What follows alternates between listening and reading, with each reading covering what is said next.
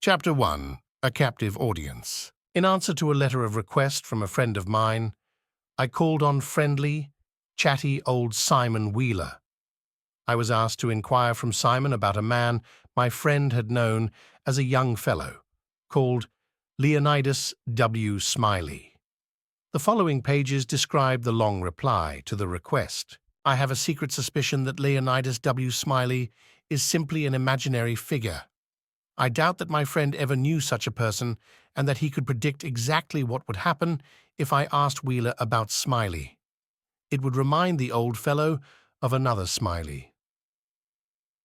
Wheeler would bore me nearly to death with some never-ending memory of Jim Smiley for as long, dull, and as useless as it could possibly be to me or anyone else. If that were my friend's plan, it certainly succeeded. I found Simon Wheeler sleeping comfortably by the warm stove in the ancient, run-down pub of Angel's Camp. I noticed that he was fat and had no hair on his head, but he had a gentle and innocent expression on his calm face. He woke up and said, "Well, good day to you." I told him a friend of mine asked me to make some inquiries about a very dear friend of his named Leonidas W. Smiley. I understand that the Reverend Leonidas W. Smiley was, at one time, a young minister of the church and resident of Angel's Camp. I added, if Mr. Wheeler could tell me anything about this Reverend Leonidas W. Smiley, I would be very grateful to him, and I could write to my friend with the information. Simon Wheeler looked delighted, backed me into a corner, and blocked me there with his chair. He then sat me down and listed every single detail of the long and involved story which follows. There was no smile on his face, no gesture or variation of expression, and not once did his voice change from the gentle tone in which he had started the tale. There was no sign of any enthusiasm, but all through the constant story he sounded absolutely sincere. This showed me clearly that in no way did he imagine that there was anything odd or humorous about his story. Instead, he regarded the whole tale as a serious and important matter, and admired its two heroes as men whose skill and magic put them above the ordinary person. To me, the sight of a man calmly telling such a funny story without smiling was particularly amusing and ridiculous. As I said before, I asked Wheeler to tell me what he knew of Reverend Leonidas W. Smiley. Wheeler made no mention of the good Rav Smiley, so I let him tell the story of his Smiley in his own indirect way and never interrupted him once. He replied as follow. There was a fella here once by the name of Jim Smiley in the winter of '49, or maybe it was the spring of '50. I don't remember exactly, although what makes me think it was one or the other of those years is because I remember the big water wasn't finished when he first came to the camp. I've never seen a man quite like Jim Smiley since that time. He had the strange habit of betting on anything and everything that he came across. If he could get anybody to take up the bet against him, he would. If he couldn't persuade anyone to take up the challenge, he'd change sides and bet the other way. Anyway, that suited the other man would suit him, and providing he got a bet, he was satisfied. Even so, he was lucky, very lucky, as most times he would come out the winner. He was always ready and looking for a chance. There wouldn't be a single situation mentioned where Jim wouldn't offer to place a bet, and he would take any side, if you please, as I was just telling you earlier. If there was a horse race, you'd find him with a big pile of money or find him without a cent of the day. If two dogs were fighting, Jim would bet on the result. If there was a cat fight, he'd bet that one cat would scratch more than the other. If the chickens were picking at each other, he would bet on the number of tail feathers lost. If there were two birds sitting on a fence, he would bet you on which one would fly away first. The betting didn't stop with the animals or birds. If there was a camp meeting, Jim would always be there. He would bet that Mr. Walker, the minister, would be better than anyone else around at urging everyone to be good. It was quite true. Mr. Walker, being such a good man himself, had more success in the camp than any other man of the church. If Smiley watched an insect sliding off somewhere, he would bet you on how long it would take the creature to get wherever it was going. If you took up the bet with him, he would follow that insect as far as Mexico or New York, if that's where the insect wanted to go. There are a lot of people around here who have seen Jim Smiley in action and can tell you just as many stories as I can about his amazing bets. He never worried about other people or what they thought about it all. The old fellow just had to bet on anything and everything. Some time ago, Minister Walker's wife became very ill, and it looked as if she might even die. One morning, the minister came in, and Smiley asked how she was. The minister replied, "She is very much better. Thank the Lord for his great pity and concern. In fact, she is coming on so well that with continued good fortune, she will completely recover." Smiley spoke without thinking and said, "Well, I'll bet $100 she doesn't anyway." Chapter 2, Introduction to Dan Webster. Simon continued. This Jim Smiley had a horse. The boys called her Old Go Slow, but that was only in fun because she was faster than that. He used to win money on that horse, even though she was very slow and always had breathing problems, an infection, or bad lungs, or something of that kind. They used to give her 2 or 3 yards start and then catch up to her and pass her. At the very end of the race, she'd get excited and desperate and come racing in toward the finish line. She'd be jumping and kicking her legs in the air or something out to one side along the fence. She kicked up more dust and made more noise than any other horse in the race, with her coughing and sneezing and blowing through her nose. As far as you could see in the rush of horses, she would always end up at the finishing post just about a neck's length ahead of the others. Smiley had a small dog with a flat sort of face. To look at the dog, you'd think he wasn't worth a cent. He was just there to hang around and wait for a chance to steal something. As soon as money was bet on him, he became a different dog. He would stick his jaw and open his mouth wide to show his sharp teeth. Dogs would attack him, annoy him, bite him, and throw him over their shoulders 2 or 3 times, but Andrew Jackson, which was the name of the dog, would pretend that's what he expected to happen.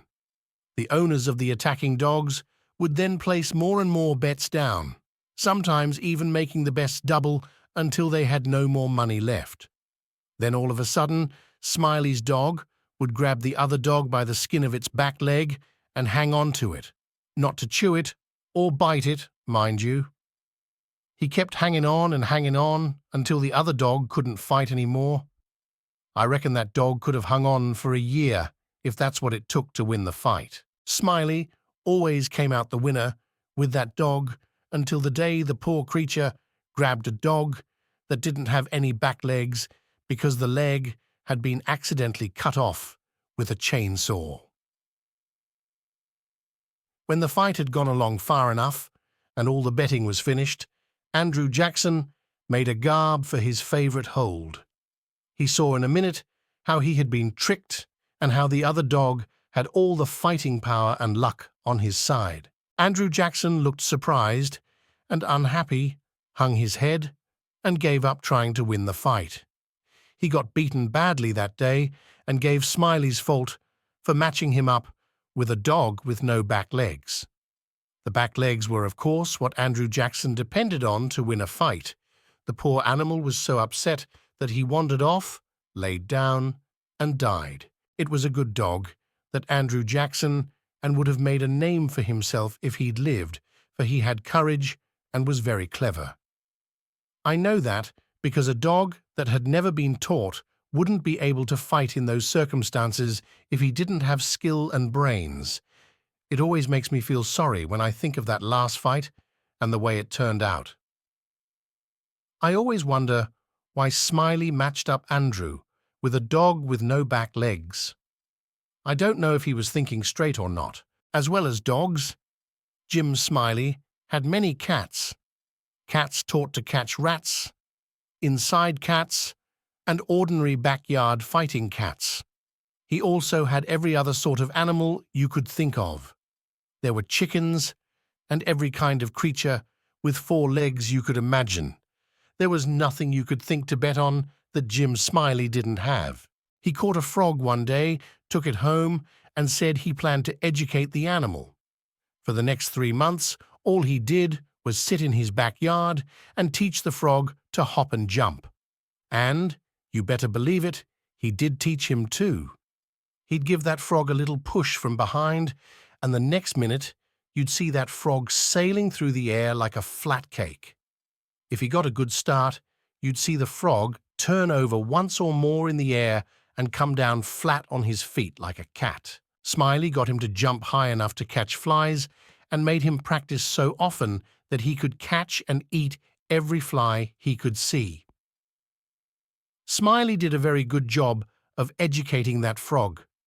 I never did see any other frog that could do those things. Smiley said to me that all the frog wanted was education and that he could do almost anything. I believed him because I had seen him set Dan Webster down on the floor. Dan Webster was the name of the frog, and sing out, "Flies! Dan flies!" As quick as you like, he'd hop straight up and eat a fly off the table, then drop down on the floor again, as steady as a lump of dirt. He'd start scratching the side of his head with his back foot as free and easy as if he had no idea he'd been doing anything any other frog might not do. I've never seen a frog so plain and simple for all that he was so clever. When it came to fair and square jumping on a dead level, Dan could get over more ground at one hop than any animal of his kind you've ever seen. Jumping on a dead level was his strongest skill, you see. That clever frog would win every time. It was also very exciting to watch Dan jump. When it came to the test, Smiley would raise the amount of money on the bet. Smiley was extremely proud of his frog, and well he might be, for fellows who had travelled all over the world said Dan Webster was the best jumping frog they'd ever seen. Chapter 3. The Failed Jump. Smiley kept the frog in a little box with holes in it for air, and used to take him to town sometimes and ask anyone to place a bet on him. One day a fellow, a stranger in the camp, came across Smiley holding the box with the frog inside. "What have you got in that little box?" Smiley says, in his easy way. "It might be a bird, or it might be a chicken, but it isn't. It's only just a frog." The fellow took hold of the box, looked inside carefully, turned the box around this way and that, and says, "Oh, so it is. Well, what's he good for?" "Well," says Smiley, in a quiet and natural way, "he's good enough for one thing. I can guarantee he can jump farther than any frog in the whole of Calaveras County." The man took hold of the box again and took another long, close look, and gave it back to Smiley and said in a very deliberate way, "Well, I don't see any qualities about this frog that are any better than any other frog." "Maybe you don't," said Smiley. "Maybe you understand frogs, and maybe you don't. Maybe you've had experience with them, and maybe you are not an expert in frog behavior at all. Anyway, I know what I'm talking about, and I've got my opinion. I'll risk $40 that he can jump farther than any frog in Calaveras County." The fellow looked at Smiley, thought for a minute, then looked at the frog again, and said, in a sad kind of voice, "Well, I'm only a stranger here, and I haven't got any sort of frog, but if I had a frog, I'd certainly place a bet with you." Smiley said, "That's all right. If you'll hold my box a minute, I'll go and get you a frog." The fellow took the box, placed down his $40, along with Smiley's, and sat down to wait. So the stranger sat there for a good while, thinking to himself. Suddenly, he opened the box, took out the frog, looked at the animal's big mouth, and then forced the mouth wide open. He took a small spoon and filled the mouth full of lead shot, filled him right up to his chin, and set him down on the floor. Smiley had gone to the pond, where he had to walk around in the mud for a long time, trying to catch a suitable frog. He didn't want to get a frog that would be too easy for Dan, but he also didn't want to get a frog that might be smarter than Dan either. He knew there was no other frog as educated as Dan in Calaveras County. Finally, he caught one, put it in a bag, and came back to the stranger, who was waiting. "Now, if you're ready," said Smiley, "put him down next to Dan, with his front feet just even with Dan, and I'll give the word to start the competition." Then he says, "1, 2, 3, jump." And the two men gave the frogs a push from behind. The new frog hopped high in the air and jumped a huge distance. Dan took a big breath, blew up his shoulders like a man lifting weights. It was no use. He couldn't move. He was fixed to the ground like a big lump of heavy metal, and nothing he tried could get him to move from where he sat, blowing hard. Smiley gave him a few more pushes, but Dan just sat as heavy as lead. Smiley was very surprised and annoyed as well, but he didn't have any idea what the matter was, of course. The fellow took the money and started to walk away.